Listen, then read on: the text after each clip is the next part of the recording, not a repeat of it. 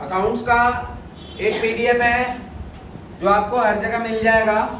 वो पीडीएफ बनाए हैं खास करके एग्जाम 30 तारीख के लिए, ठीक है। वो 30 तारीख का जो एग्जाम है अकाउंटेंसी में, उसमें जिस तरह का क्वेश्चन पैटर्न है उसके हिसाब से मैं आपको उस पीडीएफ का सॉल्यूशन डालूंगा यहाँ पे वीडियो का। यहाँ पर उसका नाम ब्रह्मास्त्र है। ब्रह्मास्त्र का मतलब ये नहीं है कि उसके जैसा कोई क्वेश्चन ही आपके एग्जाम में आएगा। ब्रह्मास्त्र का मतलब ये है कि अगर आप ये कर लेते हो तो किसी भी क्वेश्चन को आप अटेंड कर सकते हो अपने एग्जाम्स में, ठीक है। तो यहाँ पर अकाउंटेंसी है, आपको डिट्टो सब मिल जाए ऐसा झूठ बात मैं नहीं बोलूंगा, ठीक है। डिट्टो आपको सब मिल जाएगा क्योंकि प्रैक्टिकल आपके एग्जाम्स में उतना ही एक्यूरेसी के साथ नहीं आता जो आप करके जाते हो। हाँ, उससे मिलता जुलता सब में मॉडिफाइड जरूर होता है। तो यहाँ पर ब्रह्मास्त्र में हम लोग अपने क्वेश्चन पैटर्न के हिसाब से जो अपने एनईपी सिस्टम में लिखा गया है, ग्रुप ए में आपको 5 नंबर के 3 क्वेश्चन करने हैं, ग्रुप बी में आपको 10 नंबर के 3 क्वेश्चन करने हैं और ग्रुप सी में आपको 15 नंबर के 2 क्वेश्चन करने हैं, ठीक है। इस तरह से आपका पेपर डिवाइड है और ये सिस्टम आप देखिएगा यहाँ पर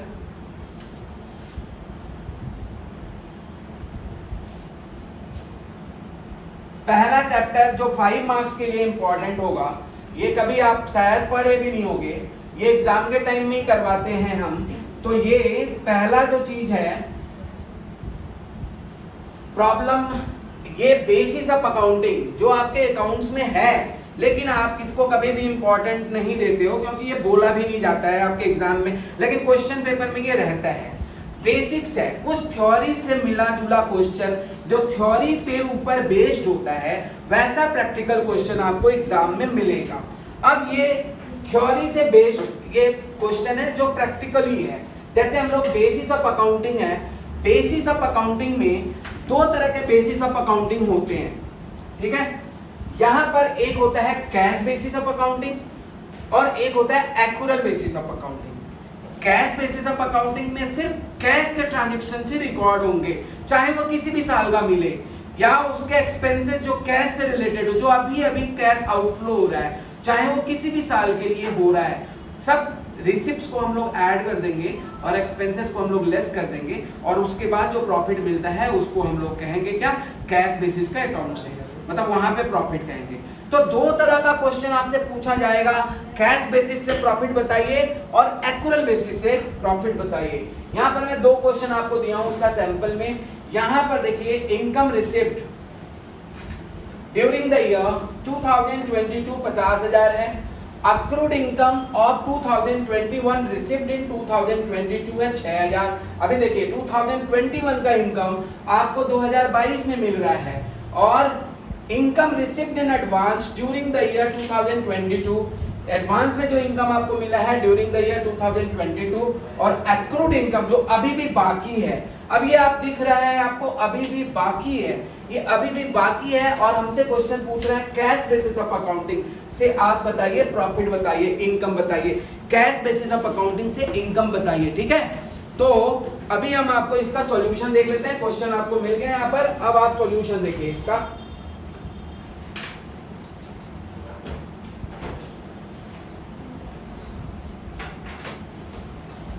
यहां पर हम लोग किस तरह से इस सम को बनाएंगे, ऊपर लिखेंगे computation of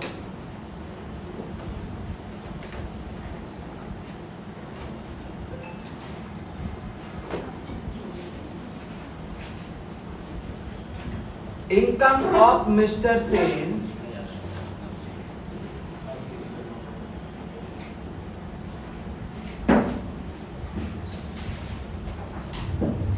for the year end date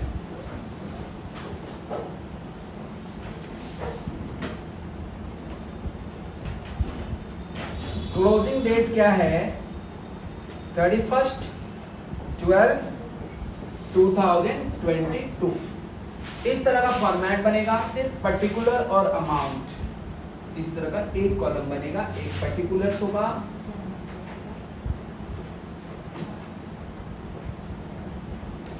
और अमाउंट का कॉलम होगा।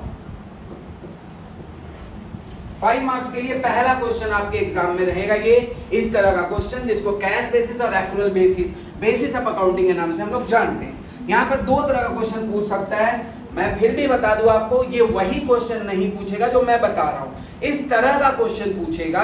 कैश बेसिस का कॉन्सेप्ट समझ जाइए।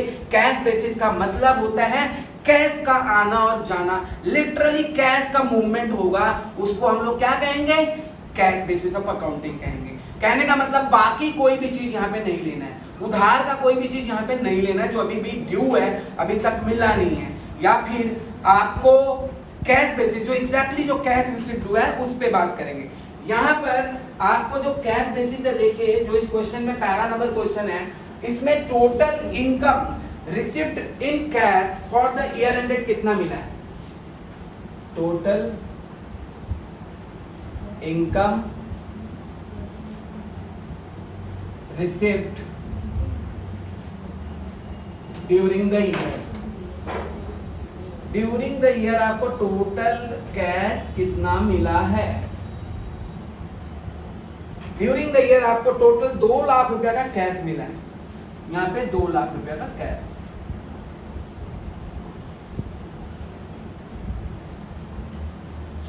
दो लाख नहीं है ना, सॉरी 50,000,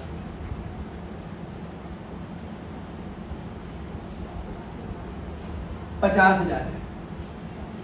ये 50,000 का कैश आपको रिसीव हुआ है during the year.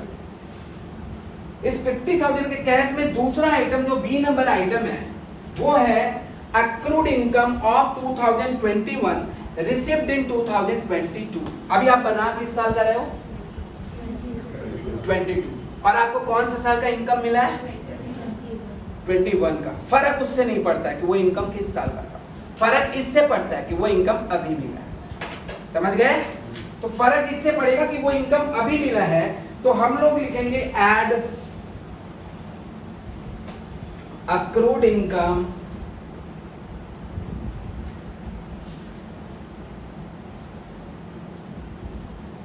Received for 2021 इन 2022। यही ना, कितना का इनकम था वो, 6,000 इसमें जोड़ देंगे। बी नंबर हो गया। सी नंबर है income received in advance for 2022। ये 22 नहीं है, ये 23 है, ये मिसप्रिंट है। 23 income received in advance for 2022, मतलब यहाँ पे ये लिखना चाहिए था इन 2022, ड्यूरिंग 2022 में कुछ इनकम रिसीव्ड है, लेकिन वो एडवांस इनकम है, मिसप्रिंट नहीं है। 2022 में इनकम रिसीव्ड हुआ है। इसका मतलब क्या हुआ कि 2022 में इनकम रिसीव्ड हुआ है तो कैश आया है कि गया है, या कैश अभी तक मिला ही नहीं है। दो चीज बात करेंगे यहाँ पर, बताइए कैश आया है या अभी तक मिला ही नहीं है।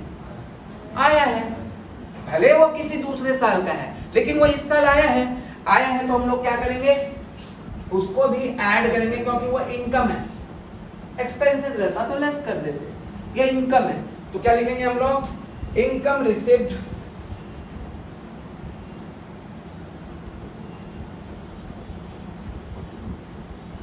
ड्यूरिंग 2022। 2022 में कितना इनकम रिसीव्ड हुआ है, क्वेश्चन में कितना दिया हुआ है, 8,000। अब यहाँ पर 8,000 लिखेंगे। ब्रह्मास्त्र का question number 1, basis of chapter का नाम है, पहला चैप्टर है बेसिस ऑफ चैप्टर, जो 5 मार्क्स के लिए आपका क्वेश्चन आएगा। कैश बेसिस और एक्रूअल बेसिस, एक क्वेश्चन 3 नंबर का, 3 क्वेश्चन में से एक क्वेश्चन ये हो सकता है, क्योंकि ये कैश बेसिस और एक्रूअल बेसिस है। ठीक है, इसमें कैश बेसिस पहले करवा रहे हैं, इसके बाद एक्रूअल बेसिस करवा देंगे। ये हो गया, ऐड हो गया इनकम रिसीव्ड। और डी नंबर पॉइंट है अक्रूड इनकम ऑफ 31/12/2022। बताइए ये अक्रूड इनकम फॉर 31/12/2022 आएगा क्या, आएगा। अक्रूड इनकम का मतलब क्या हुआ, आउटस्टैंडिंग है, एरियर है, ड्यू है, मिलना बाकी है, येट टू बी रिसीव्ड है, इतना सारा वर्ड्स हो सकता है। मतलब साफ है कैश नहीं आया। कुछ इनकम मेरे हैं लेकिन अभी तक मेरे को रिकवर्ड नहीं हुए हैं। तो मेरे को अगर रिकवर्ड नहीं हुए हैं तो इसका मतलब वो हमारे कैश बेसिस के आइटम नहीं है। तो भैया कैश बेसिस के आइटम नहीं है तो उनके लिए हम लोग नोट डालेंगे, it is not an item of cash basis. नीचे 2 लाइन छोड़ के लिखिए, 2 लाइन छोड़ के, मतलब इसमें कुछ नहीं करना है, ये वाला आप टोटल कर दीजिए, इसके बाद और तो कुछ नहीं है ना, ये दोनों ऐड करके टोटल कर दीजिए और लिखिए इनकम अंडर कैश बेसिस। 56 और 8 कितना हो रहा है?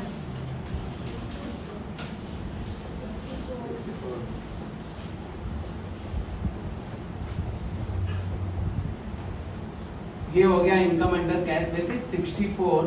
और यहाँ पर हम लोग एक नोट डाल देंगे, accrued income for 2022 is not an item of cash basis. Accrued income of 2022 is not an item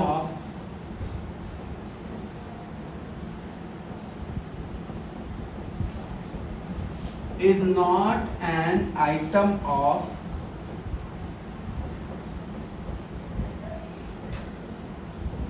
cash basis.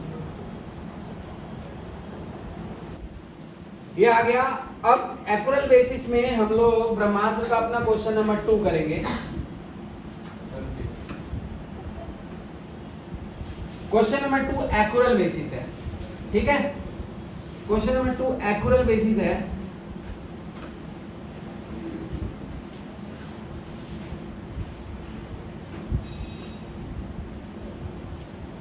Cash basis में समझ गए, जितना कैश मिलना है ऐड कर देना है, और कोई कैश पेमेंट हो रहा है मतलब कोई एक्सपेंडिचर हो रहा है तो लेस करना है। लास्ट क्वेश्चन में कोई एक्सपेंडिचर नहीं था, बस उसको दे सकता था। अगर एक्सपेंडिचर होता है तो क्या करना है? लेस करना है, सही है। लेकिन हाँ, बशर्ते वो पेड होना चाहिए, खाली वो ड्यू होगा तो लेस नहीं होगा। लेकिन जब हम एक्यूरल बेसिस करते हैं ना, तो यहां पर याद रखिएगा, लिख लीजिएगा ये वाला चीज, एक्यूरल बेसिस करिएगा तो प्रीपेड एक्सपेंसेस और अक्रूड इनकम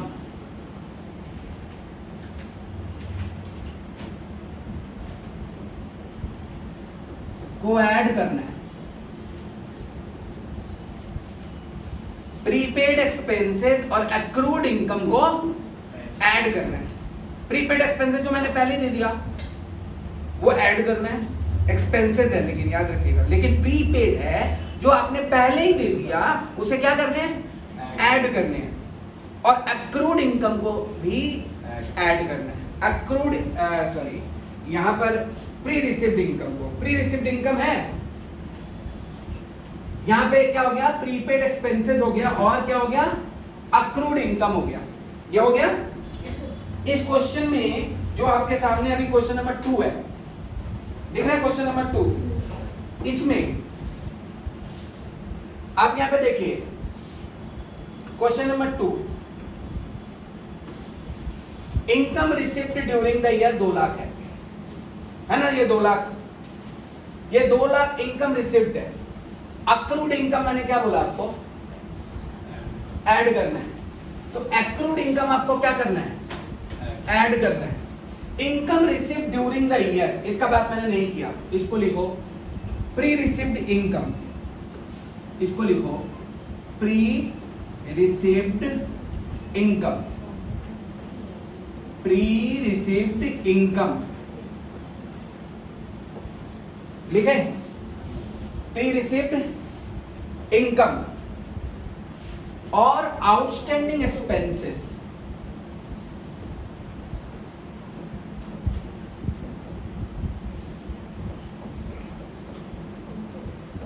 इसको करना है लेस।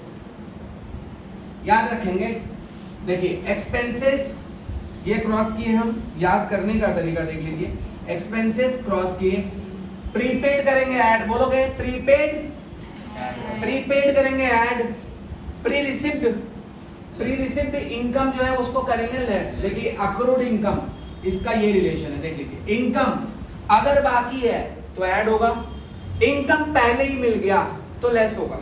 याद है, एक्सपेंसेस अगर बाकी है तो लेस होगा, और एक्सपेंसेस जो पहले ही दे दिए तो क्या होगा?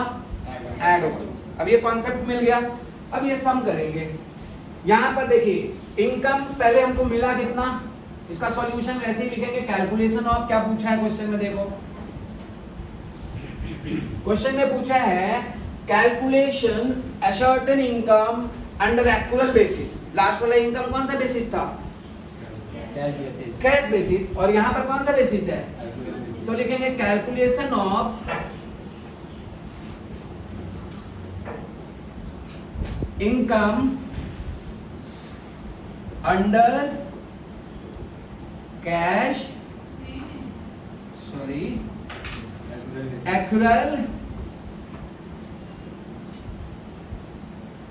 बेसिस। पर्टिकुलर अमाउंट लिखकर एक ही कॉलम करना है आपको। ड्यूरिंग द ईयर कितना इनकम रिसीव्ड हुआ,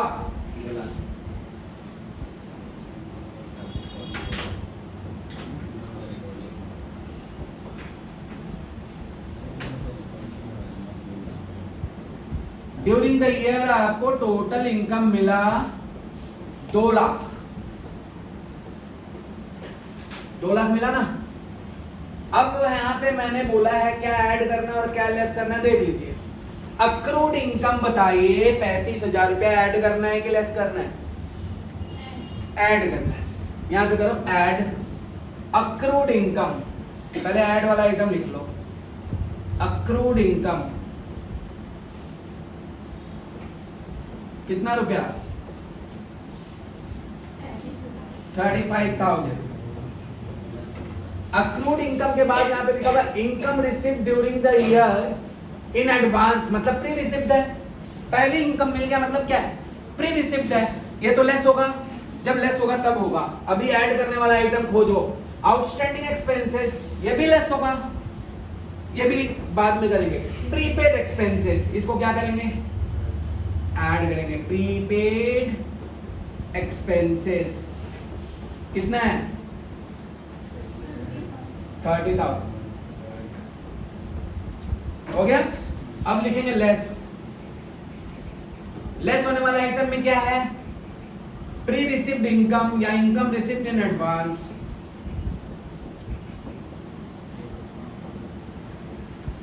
प्री रिसीव्ड इनकम कितना है, प्री रिसीव्ड इनकम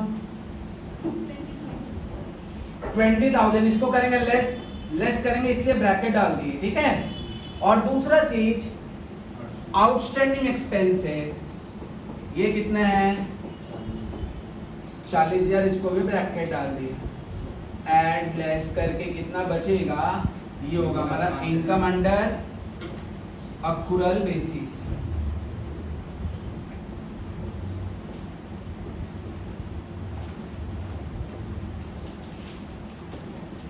ठीक है, कितना आया,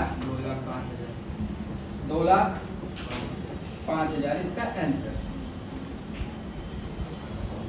2,05,000।